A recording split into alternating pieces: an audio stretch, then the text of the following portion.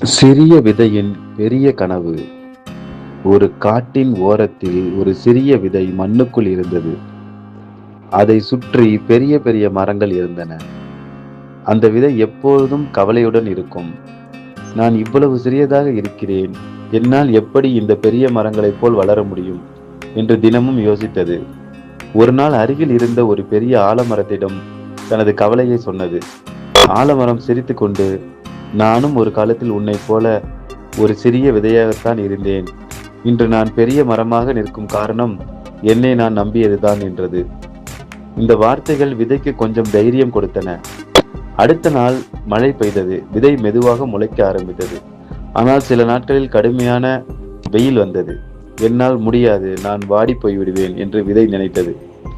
அப்போது அதன் வேர்கள் மண்ணுக்குள் இன்னும் ஆழமாக சென்றன. சிறிது காலத்தில் மீண்டும் மழை வந்தது. முளை கொஞ்சம் உயரமாக வளர்ந்தது. ஒரு நாள் பலமான காற்று வீசியது. சிறிய செடி பயந்தது. இந்த காற்று என்னை உடைத்துவிடும் என்று அழுதது. ஆனால் காற்று அதற்கு ஒரு பாடத்தை கற்றுக் கொடுத்தது. ஒவ்வொரு முறை காற்று வீசும் போதும் செடி இன்னும் வலிமையாக மாறியது. மாதங்கள் சென்றன. சிறிய செடி ஒரு இளம் மரமாக வளர்ந்தது. பல வருடங்களுக்கு பிறகு அது ஒரு பெரிய மரமாக மாறியது. அதன் நிழலில் பறவைகள் கூடு கட்டின. பயணிகள் ஓய்வெடுத்தனர். குழந்தைகள் அதன் கீழ் விளையாடினர். அப்போது அந்த மரம் நினைத்தது, நான் சிறிய விதையாக இருந்தபோது பயந்து நின்றிருந்தால் இன்று இந்த உயரத்தை அடைந்திருக்க மாட்டேன். வாழ்க்கையில் வரும் மழையும் வெயிலும் காற்றும் நம்மை அழிக்க வருவதில்லை, நம்மை வலிமையாக்கவே வருகின்றன.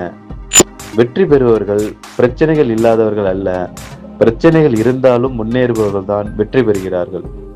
இந்த கதையின் நீதி, இன்று நீங்கள் சிறியவராக இருக்கலாம், ஆனால் தன்னம்பிக்கையுடன் தொடர்ந்து முயற்சி செய்தால் நாளை பெரிய சாதனையாளராக மாறலாம். உங்கள் கனவுகளை ஒருபோதும் சிறியதாக நினைக்காதீர்கள். நன்றி.